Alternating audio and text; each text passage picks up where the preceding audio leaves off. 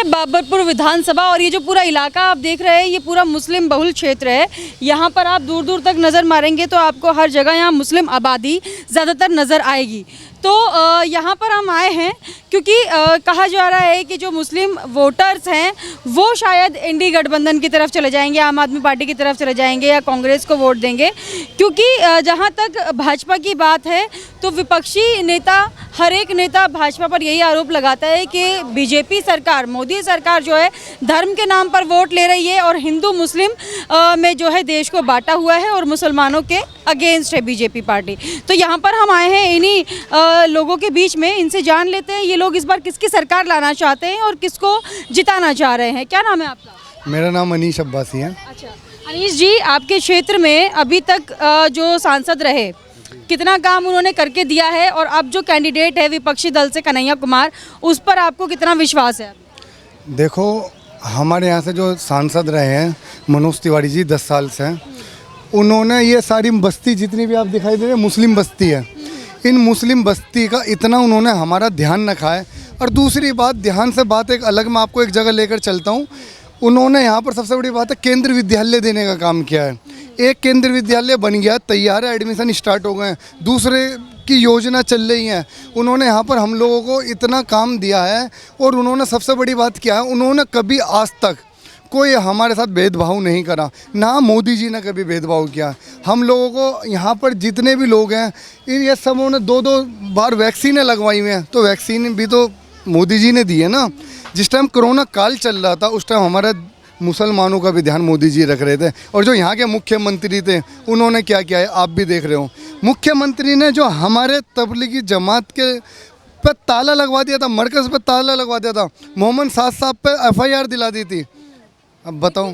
लेकिन जो विपक्षी दल है, जैसे अरविंद केजरीवाल को ही ले ले, वो तो लगातार कह रहे हैं कि बीजेपी राम मंदिर पर वोट बटोर रही है, धर्म के नाम पर वोट बटोर रही है, मुसलमानों को जो है वो हमेशा अलग रखती है और हिंदुओं के नाम पर वोट लेती है। देखो, उन्हों की पूजा पद्धति अलग है, हिंदू समाज की, हमारी पूजा पद्धति अलग है। वो राम मंदिर बनाए, वो एक अच्छी बात है, मैंने कहा उनकी पूजा पद्धति अलग है, पर हम लोग विकास को देख रहे हैं, हम और किसी चीज़ को नहीं देख रहे। 10 साल में जो इस देश का विकास हुआ है हम उस विकास को देख रहे हैं। जो मुसलमान समाज है वो लोग समझते हैं अभी तक कि मुसलमान हमारा वोट बैंक है, उनके दिमाग में ये है। एक भी कैंडिडेट मुसलमानों के बीच में नहीं जा रहा, उनको पता है कि मुसलमान तो दे देंगे। वो लोग कहते हैं तो गाजर मूली कहाँ जाएंगे, उन लोगों के दिमाग में ये गाजर मूली कहाँ जाएंगे, ये तो वोट हमें देंगे। पर जितना मुसलमान है, मुसलमान अब ये देख रहा है 10 साल में जो मोदी जी ने विकास किया है और जो 2047 में विकसित भारत बनाने का जो संकल्प माननीय प्रधानमंत्री जी ने लिया है और जो हमारे उज्जवल बच्चों के उज्जवल भविष्य के लिए जो माननीय प्रधानमंत्री जी सोच रहे हैं, देखो मुसलमान ना विकास देख रहा है इस टाइम और किसी के चुंगल में नहीं आ रहा है। वो लोग अफवाहें फैला रहे हैं, अफवाह से कुछ नहीं होता। आप 4 जून के बाद उनके अफवाह का नतीजा आप खुद देख लेना। केजरीवाल ने अस्पताल में सेवा फ्री कर दी है, स्कूल में बच्चों की पढ़ाई फ्री कर दी है, इतनी सारी फ्री सेवा वो दे रहे, तो आपको लगता नहीं है कि मुस्लिमों के लिए काम जो है अरविंद केजरीवाल कर रहे हैं? फिर सुनो, सेवा फ्री कैसे अस्पतालों में कर रखी है? दिल्ली के अस्पतालों में नकली दवाई बेच रहे हैं। आप क्लिनिक में कैसा? क्लिनिक अभी आपको आओ दिखाऊं, वहाँ पर चर्सी बैठे हुए हैं, इधर मोहल्ला क्लिनिक दिखाते हैं। आप मेरे साथ कैमरा लेके चलो, मैं यहाँ के 4 पॉइंट दिखाता हूँ मोहल्ला क्लिनिक के। 4 पॉइंट में आपको, एक में ताला लग रहा है, 3 में चर्सी बैठे होंगे। ये मोहल्ला क्लिनिक चल रहा है। बस वो फ्री फ्री फ्री फ्री का नाम लेते हैं और कुछ नहीं करते, कुछ भी नहीं कराया उन्होंने। मुसलमानों को तो बेवकूफ़ कांग्रेस ने बनाया है, उसके बाद केजरीवाल जी ने बेवकूफ़ बनाया है मुसलमानों का। अब वो सारे इंडी गठबंधन, जितने सारे कांग्रेसी हैं, सपा है, बस ये जितने सारे भ्रष्टाचारी हैं, इन्होंने सबने मिलकर एक महागठबंधन बना लिया है। सबने सोचा महागठबंधन बना के मुसलमानों को एक तरफ अपनी वोट डलवा देंगे। पर मुसलमान बहुत समझदार हो चुका है, क्योंकि मोदी जी ने एक हाथ में कुरान दिया तो दूसरे हाथ में लैपटॉप भी मुसलमानों को दिया है। मुसलमानों के लिए हज सुविधा आपने देखा, कोटा कितना बढ़ा दिया है, 40,000 की रियायत दी है मोदी जी ने।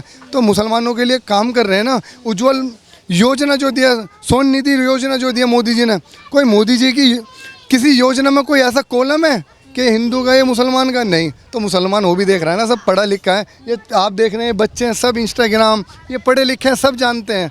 वो लोग हम लोगों को बेवकूफ़ बना रहे हैं, कांग्रेस पार्टी, ये इंडी गठबंधन जो। आप बोल रहे हैं कि विकास के नाम पे आप वोट दे रहे हैं। जितने भी विपक्षी दल हैं कह रहे हैं, जितने भी गवार लोग हैं, जितने भी अंधभक्त हैं, वो लोग जो है मोदी को वोट दे रहे हैं। पढ़ी लिखी जनता तो इंडी गठबंधन को। ऐसा कुछ नहीं है मैडम, विकास के नाम पे वोट पड़ रही है। हमारे मुस्लिम समाज जो सारा इस टाइम तिवारी जी के साथ है यहाँ पे हमारे जमुना पार में, और इन्होंने विकास करा है 10 साल के अंदर। यहाँ लोगों के बीच में आके मिले, बराबर बैठे उठे, लोगों से नुक्कड़ सभाएं करी, हमेशा मिलते रहे हैं। आज बल्कि कम आ रहे इलेक्शन के टाइम पे, क्योंकि उन्हें पता ही तो मेरा काम करा हुआ इलाका है, यहाँ से पूरा बहुमत उनको यहाँ पे मिल रहा है। कन्हैया कुमार कभी यहाँ नहीं आए, और ये तो टिकट दे दिया तो वो दूर दूर ऊपर हवा में कि जी मैं तो जीत रहा हूँ मुसलमानों से। मुसलमान ऐसा नहीं है कि कन्हैया कुमार को दे देगा, मुसलमान देगा विकास के नाम पर वोट। और विकास हो रहा है जी, दिल्ली के अंदर क्या पूरे हिंदुस्तान में हो रहा, उत्तर प्रदेश में ले लो, हर जगह ले लो। गुंडागर्दी, गुंडा राज सब खत्म कर दिया मोदी जी ने, है जी। बहुत बढ़िया विकास हो रहा है 10 साल के अंदर, बड़ा हमारे देश के अंदर। अब दंगे कहीं नहीं होते, पहले दंगे होते थे जगह जगह कांग्रेस के टाइम में, अब कहीं कोई दंगे नहीं होते। पूरा देश शांतिपूर्ण रह रहा है बिल्कुल। ये जो क्षेत्र है ये भी दंगों का आपने नाम लिया, जो दिल्ली दंगे हुए थे उस टाइम। दिल्ली दंगे हुए थे, लेकिन हमारी सरकार ने, कांग्रेस सरकार जब यहाँ पे थी उससे पहले और ज़्यादा दंगे होते थे। भाजपा के टाइम पे कुछ लोगों ने, कुछ पार्टियों ने आगे दंगे यहाँ करा दिए, लेकिन हमारे मोदी जी ने उस दंगों को बड़े संपूर्ण तरीके से समाप्त किया, और जो लोग इसमें थे उन्हें सबको जेल भेजा, क्योंकि जो भी आरोपी हैं वो जेल में हैं।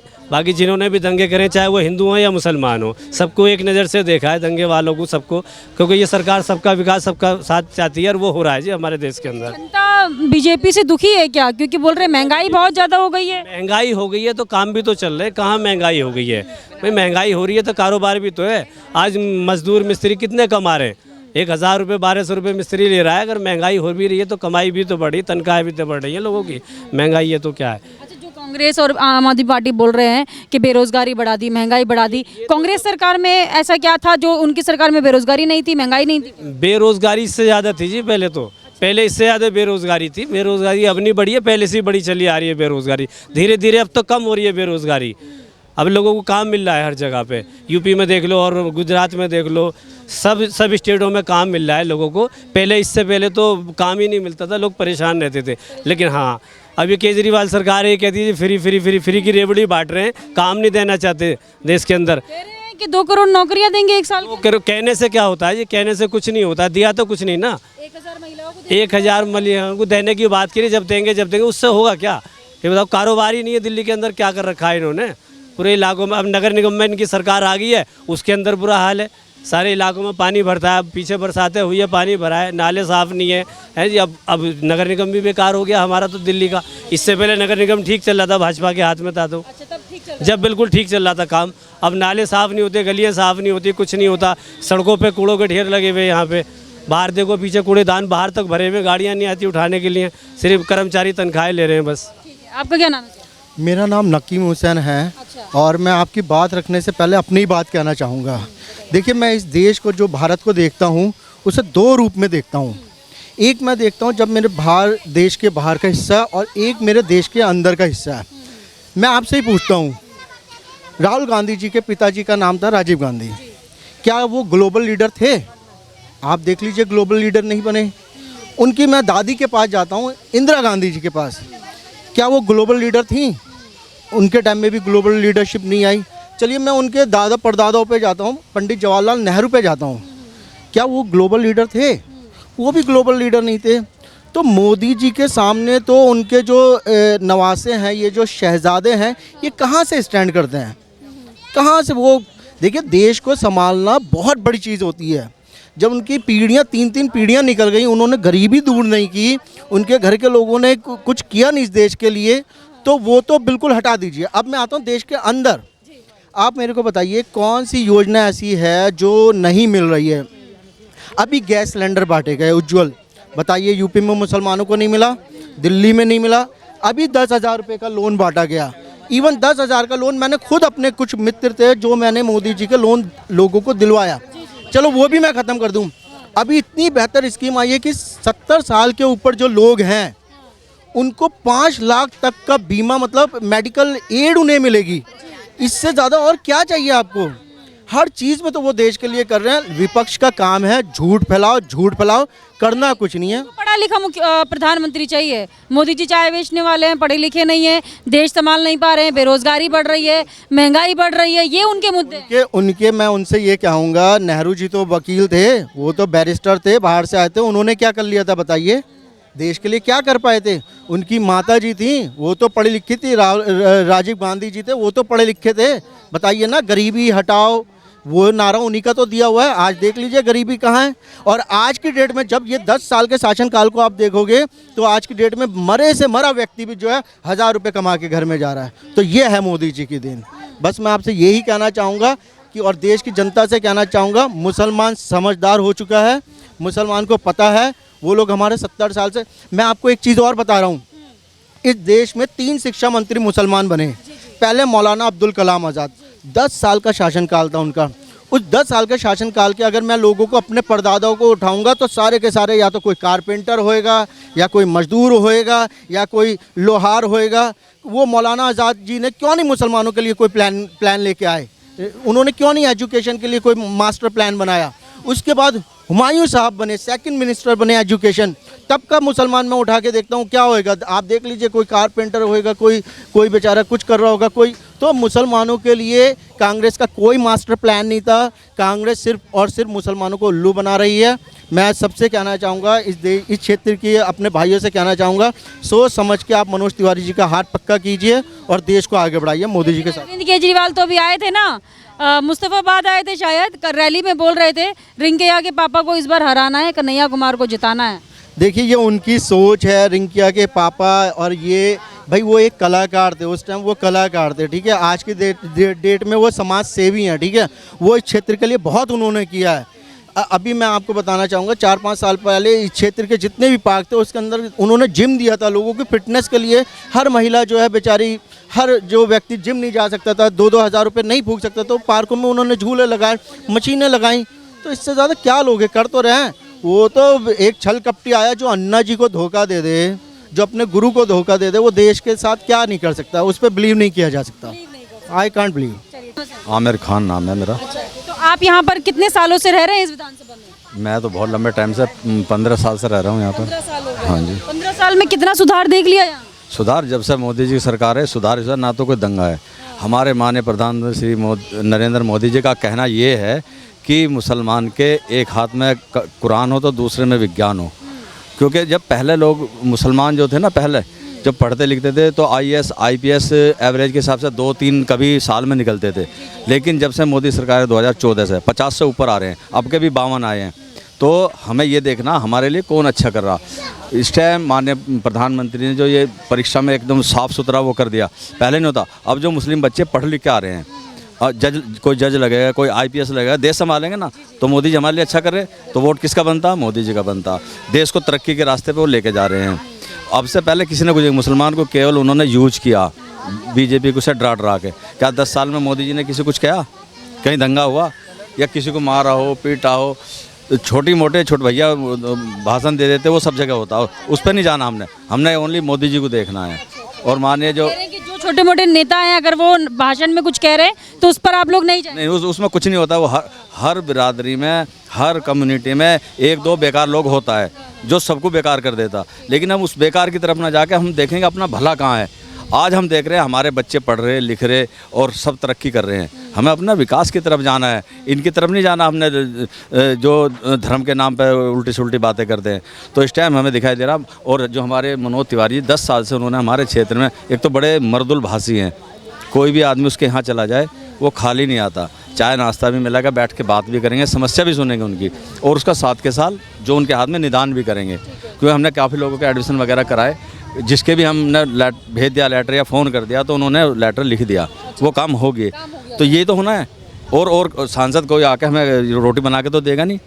कांग्रेस की सरकार में इतना ध्यान नहीं दिया गया क्या मुसलमानों के बच्चों की पढ़ाई लिखाई इलाज, मतलब वोट बैंक तो वो लोग अपना बताते हैं आप लोगों को कि भाई मुसलमान जो है हमारा वोट बैंक है, तो लेकिन उन्होंने सुधार कितना लाया, इंटरनल सुधार? उन्होंने सुधार ही तो नहीं लाया। अगर सुधार लाते तो वोट बैंक मोदी की तरफ नहीं जाता। मुसलमान मोदी जी को वोट कर रहा है, सुधार नहीं। उन्होंने केवल डराया कि बीजेपी आ जाएगी और तुम्हें मार देगी और ये कर देगी वो कर देगी। अरे एक बात बताओ, राम मंदिर अगर इंडिया में नहीं बनेगा तो क्या विदेश में बनेगा? दुबई में थोड़ी बनेगा या सऊदी अरब में थोड़ी बनेगा? यहाँ तो बनना ही था। ये उन्होंने झमेला काट दिया। आपको 370 का भी बता दो, जो धारा 370 हटाई, उन्होंने किसका फ़ायदा किया? हमारे इंडिया वालों का फ़ायदा करा ना। कश्मीर हमारा अभिन्न अंग है, लेकिन हम वहाँ जा नहीं सकते थे। जब से इन्होंने 370 हटाई, अब हम वहाँ जा भी सकते हैं, वहाँ से शादी भी कर सकते हैं। पहले अगर शादी कर ज़मीन भी खरीद सकते हैं, अब क्या हम शादी करके वहाँ आ भी सकते हैं, जा भी सकते हैं। पहला वहाँ का कानून ये था कि अगर वहाँ से किसी ने शादी कर ली तो उसकी एंट्री नहीं थी कश्मीर में, दोबारा वापस नहीं जा सकता। पाकिस्तान का जा सकता था लेकिन इंडिया का नहीं जा सकता। लेकिन उन धारा 370 ख़त्म करके किसका फ़ायदा करा? मुसलमानों का ही करा ना। यहाँ के कराया नहीं करा।